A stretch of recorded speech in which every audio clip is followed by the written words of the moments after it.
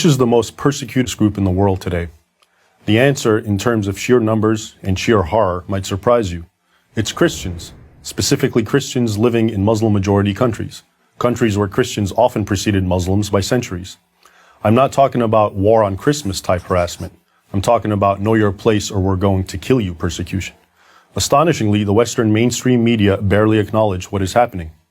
Let's look closer at this issue. It tells us a lot about the world we're living in.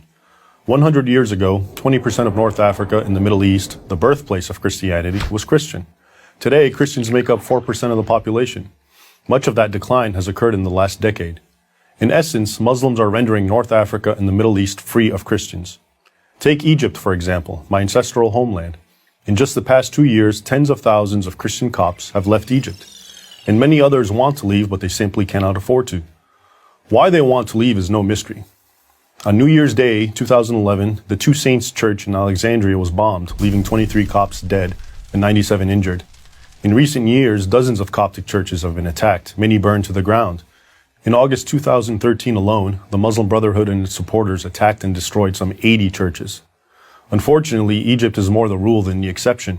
Hundreds of Nigerian churches have been destroyed in recent years, with especially deadly attacks reserved for Christmas and Easter church services, leaving dozens dead or mutilated. Churches have been bombed or burned in Iraq, Syria, and just about every place in the Middle East where churches still exist, except Israel. Christian businesses have been torched, Christian girls have been kidnapped, sold as child brides or slaves, and had acid thrown in their faces for not being veiled. Anyone born a Muslim who converts to Christianity faces jail and possibly execution. The list of fresh atrocities by Muslims against Christians grows longer almost every day.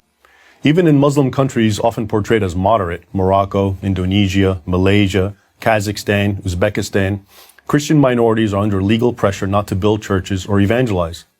The Christians in these Muslim countries are often identical to their co-citizens in race, ethnicity, national identity, culture, and language.